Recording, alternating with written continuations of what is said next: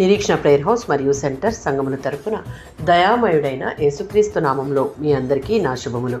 ఈరోజు దేవుని వాగ్దానం ఎజ్రా గ్రంథం 8వ అధ్యాయం 23వ వచనం. మేము ఉపవాసం ఉండి మా దేవుని వేడుకొని ఉన్నాము. ఎజ్రా గ్రంథం 8వ అధ్యాయం 21వ వచనం.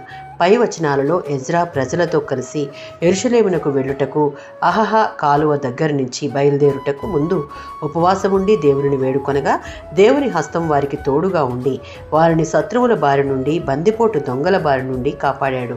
దానికి గల కారణం వారు బయలుదేరుటకు ముందు ఉపవాసం ఉండి దేవుని వేడుకున్న కారణాన దేవుడు వారితో ఉన్నాడు. ఉపవాసం అంటే ఒక నిర్దిష్ట సమయంలో ఆహారానికి దూరంగా ఉండడం. పాత నిబంధనలోని ప్రజలు తమ దీనత్వాన్ని, తగ్గింపును, దేవునికి తమను లోపరుచుకోవడాన్ని వ్యక్తీకరించడానికి ఆయన కృపను, సహాయాన్ని, కాపుదలను, అనుగ్రహాన్ని వెతకడానికి ఉపవాసం పాటించారు.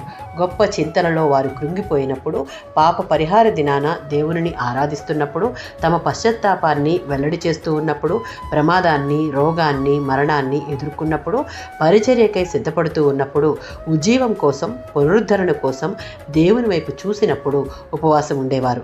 ఒక సంగతి గురించి ఎవరైనా సాత్వికంతో, శ్రద్ధతో ఉపవాసం ఉండి ఆయన్ని వెతికితే దేవుడు వారి పట్ల అనుగ్రహంతో స్పందించినట్లుగానే నమ్మకమైన హృదయంతో ఆయన్ని ప్రార్థనలో, ఉపవాసంలో వెతికే వారందరికీ ఆయన గౌరవిస్తాడు, సమాధానమిస్తాడు.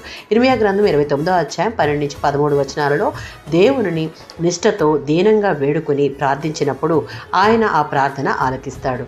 మన ప్రతి ప్రార్థనను వినే దేవునిని కనుక్కోవడం, తెలుసుకోవడం అన్న ఆశ కలిగి మనసారా ఆయనను వెదికే వారంగా మనం ఉంటే ఆయన మనం చేసిన ప్రతి ప్రార్థన ఆలకించి వాటికి జవాబును దయచేస్తాడు. ఆమేన్.